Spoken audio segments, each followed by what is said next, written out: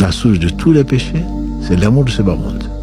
Et donc, l'âme apaisée, celle qui va rencontrer son Seigneur, elle sera apaisée parce que elle s'est éloignée de cette vie.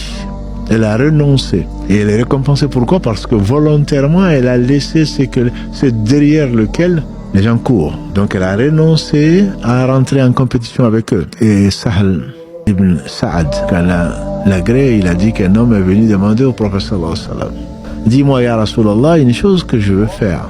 Indique-moi un acte qui me permettra d'obtenir l'amour d'Allah et l'amour des gens. On veut le beurre, l'argent du beurre, on veut l'amour d'Allah et l'amour des gens. Le prophète n'a pas dit non, je cherche que l'amour d'Allah. Non, moi l'amour des gens, je n'ai que faire. C'est pas vrai. Naturellement, tu aimes autre que Allah, mais pour Allah. L'amour est dans ton cœur. L'amour est dans ton cœur, mais quand tu aimes, tu dois aimer pour Allah. Allah seul est celui qui doit être aimé pour lui-même.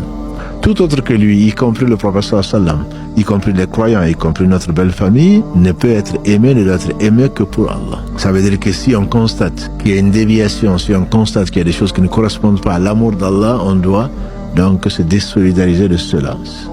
Et c'est ça, aimer le prophète sallallahu alayhi wa sallam plus que nos pères et mères, nos enfants, plus que nous-mêmes. C'est-à-dire si notre passion nous amène à choisir ou à aller vers quelque chose qui désobéit à Allah, alors certainement on préfère ce qu'a rapporté le messager d'Allah sallallahu alayhi wa sallam par rapport à ce que nous, notre passion nous dicte. Renonce à ce bas monde et Allah va t'aimer. Renonce à ce que les gens possèdent, les gens vont t'aimer. Allah, pour que tu aies son amour, il faudrait que tu renonces à ce bas monde. Renoncer à ce bas monde ne veut pas dire, donc c'est le renoncement, l'éloignement donc de ce bas monde. Et quand Allah aime quelqu'un, a dit le prophète sallallahu alayhi wa sallam, il le protège contre ce bas monde. Donc Allah, quand il aime quelqu'un, il le protège contre ce bas monde.